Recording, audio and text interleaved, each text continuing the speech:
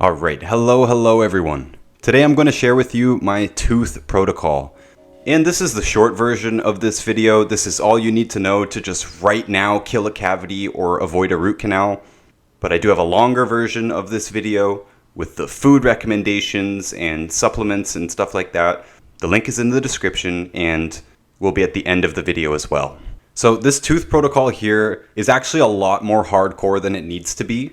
My original tooth protocol was basically just coconut oil pulling, organic coconut oil pulling, which is the first thing on the list here, and chewing ginger root. For years, those are the only two things that I would recommend. So I'll cover those first. Oil pulling is fairly simple. You're not swallowing the oil. You're taking a tablespoon of organic coconut oil, or about half of that if we're talking about a child with a small mouth. You put the tablespoon in your mouth. It turns into liquid. You swish it around vigorously for 10-15 minutes, and then you spit it out. You can repeat that 2 to 4 times per day. You could do it more than that per day if you feel like. It's just a lot of swishing. In between swishing, the ginger root, I recommend biting off a piece, maybe half the size of your pinky finger, chew it up into a mush, leave that mush tucked up against the area that is infected. It doesn't have to be directly touching, it just needs to be in the vicinity.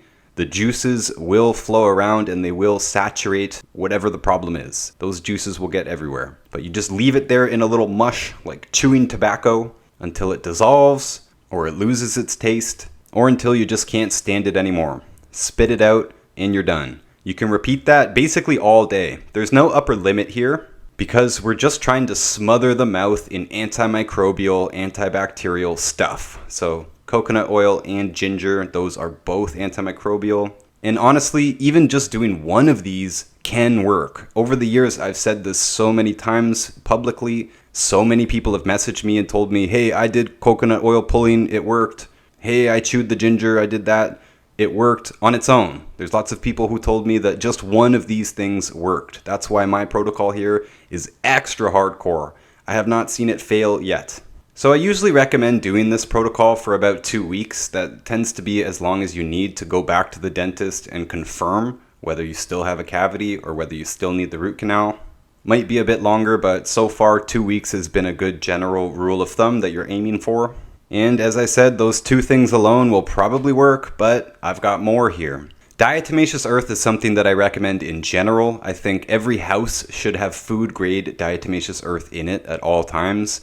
You can get a big bag of it, 20, 30 pounds, 10 kilos. Very common to see big bags of food-grade diatomaceous earth, and it's a good thing to have in the house. If you ever get a tickle in the throat, a little cough, you're feeling sick in any way, food poisoning, anything like that, great idea to just grab some diatomaceous earth, put it in some water, mix it up, and drink it. Like normal, we don't recommend using metal with it. Any metal cup or spoon, you don't want to use any metal. Even though stainless steel should not mess with the charge of diatomaceous earth, which is supposed to be how it works via an electric charge. It attracts particles and bad stuff to it with the electric charge. Even though stainless steel should not affect it, I still do not recommend using any metal, just to eliminate all possibility of messing with the charge. And in this case, you can drink the diatomaceous earth. The serving I would recommend would be 2 to 3 heaping tablespoons, if you're drinking it, with a pinch of salt in it. And that's in any size glass of water. You want at least a cup of water, but the amount of water does not really matter. More water just means it's less chalky. It's kind of like sand. So if that bothers you, use more water. But in this case, with swishing it in the mouth, just like the coconut oil pulling, you don't need that large of a serving. You could just do a teaspoon in a 1/4 cup of water, just a very small amount of water, an ounce even, just because you're swishing it around the mouth. Do the same thing as the oil pulling, swish it around 5, 10, 15 minutes, spit it out.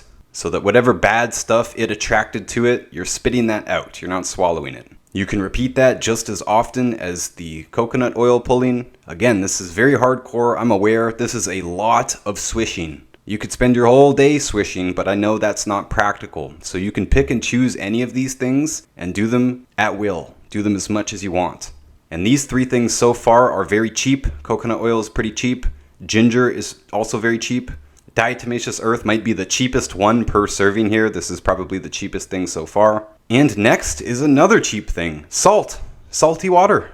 Put a tablespoon in a little bit of water, just like the diatomaceous earth. You don't want too much water. Shake it up or stir it up, and then put it in your mouth, swish it around vigorously, spit it out. I've seen other practitioners recommend each of these things on their own, by the way. And all of these things so far are readily available. The next thing on the list here is not as available, but you can buy it anywhere. It's just probably not sitting in your house already, like salt or ginger. And this next thing might be the most expensive part. This is colloidal silver.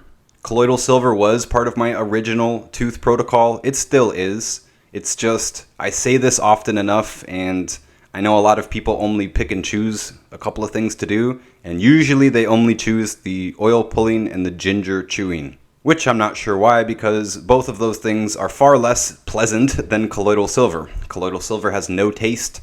Colloidal silver kills all bad stuff. Bacteria, yeast, fungus. As far as we know, it is like magic. It kills bad stuff selectively. So colloidal silver, you can swish it in the mouth. You can soak a cotton ball and leave it tucked up against that area, just like the ginger root. And you can use it according to the dose on the label of whatever product you buy. I do sell 2 of them, by the way, including a big half-liter jug of unbranded colloidal silver that you can find on my website. And to me, that unbranded version is absolutely perfect for this because technically there are some silvers that are better or worse than others. None of them are bad in my opinion. It's just if we want to get technical, you want a smaller particle size and a higher parts per million. Dr. Glidden believes that Argentine 23 is the best in the world. Dr. Wallach is always recommending the Longevity brand, which I also sell on my website. But me, I don't really care because I've seen all of them work fantastically for so many different problems that it doesn't matter, especially when it comes to killing a cavity or whatever infection is going on in a tooth. So there's 5 things on the list here. Oil pulling with organic coconut oil, chewing ginger root, swishing diatomaceous earth, swishing salty water, with natural salt, by the way, sea salt or Himalayan salt or black salt, just not table salt. Table salt might work. It's still antifungal, antimicrobial, but use natural salts in general is our recommendation. And that's basically it for the hardcore protocol. Let me know in the comments or email what happened with this tooth protocol. Were you able to save your teeth? Let me know. This should be enough to kill a cavity or to avoid a root canal, but this is not enough to fix receding gums, tooth decay, or gingivitis, or any more serious chronic nutritional degeneration, nutritional deficiency, mouth or tooth problem. You do want to be off of the bad foods and on the 90 essential nutrients with the appropriate dose, especially of the bone and joint nutrients, critical for teeth health. I do go into much more length in the longer version of this video, so make sure to watch that next if you do have a larger problem with your overall mouth. But hopefully this is enough to kill the cavity and avoid the filling and avoid the root canal. And you can always contact us for a proper protocol if you email us or reach out to us on Instagram. We'll give you our questionnaire and a full spectrum nutritional recommendation to follow. And that's all I've got for now. I appreciate all of you for watching this. Until next time.